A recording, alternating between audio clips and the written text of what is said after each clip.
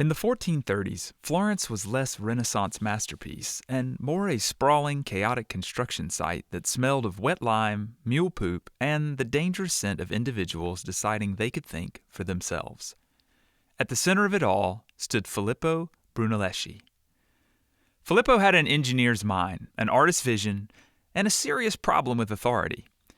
He was currently busy designing and building the crown of the city's cathedral, the Duomo, a revolutionary dome that required his own bespoke crane system.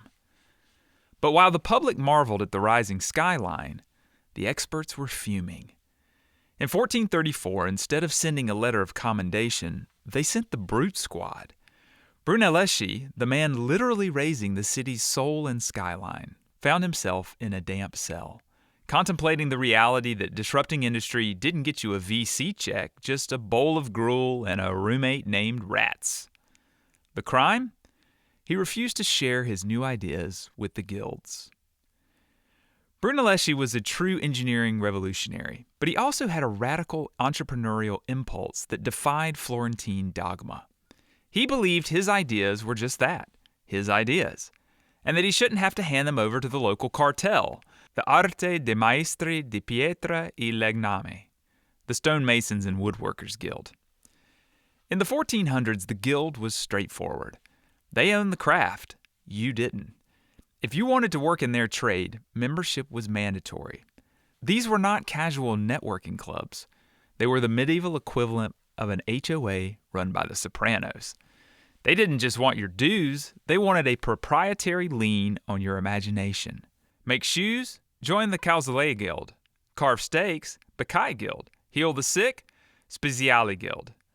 To their credit, these guilds may have ensured your bridge didn't collapse and your steak wasn't, well, an alternative meat. But their primary function was rent-seeking, a fancy term for restricting competition to keep prices up. Practice on your own and you could be fined, lose your shop, or, like Brunelleschi, spend time behind bars. And guilds not only required membership, they also barred members from sharing trade knowledge with others. This was the 15th century. There were no YouTube tutorials. If you wanted to learn how to practice law or finish cloth, you apprenticed with a master. And if you weren't in the guild, the masters kept quiet.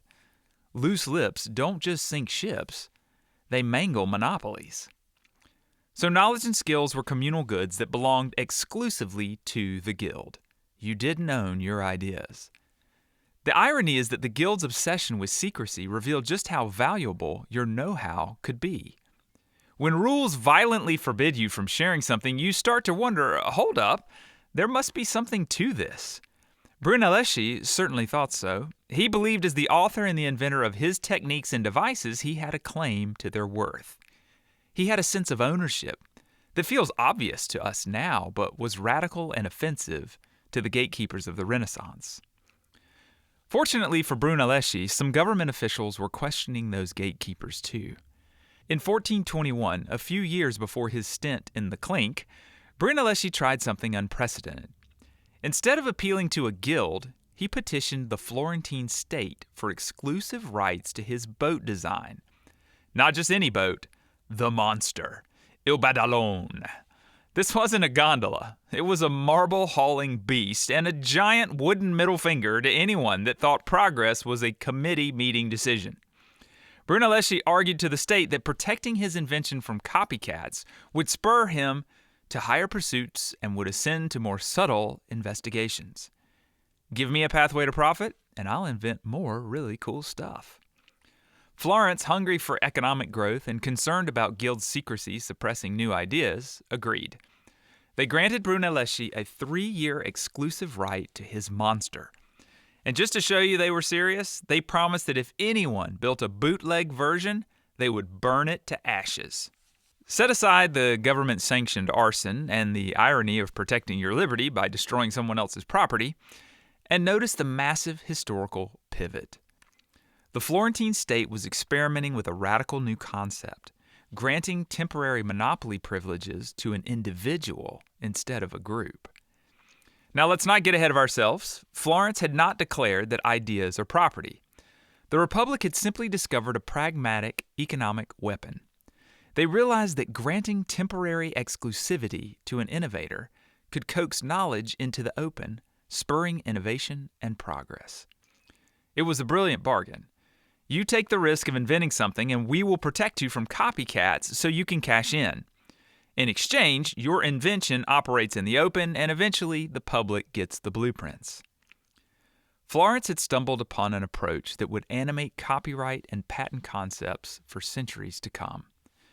Reward the innovator without locking up the invention, and then watch what Matt Ridley calls ideas having sex. Brunelleschi's dome still stands as the largest masonry vault in the world, and his two-shell design is the ancestor of the dome on the U.S. Capitol. It is truly groundbreaking. But his 15th century bargain with Florence was also an architectural marvel. It was the foundation for a new world of progress built on a radical idea that the best way to enrich the public isn't to let a cartel hoard secrets, but to let the individuals own and ultimately share their own genius. Within a few decades, another technology arriving from a neighboring state and entirely free from the expert control of the guilds would pour gasoline on these embers of transformation. More on that next time.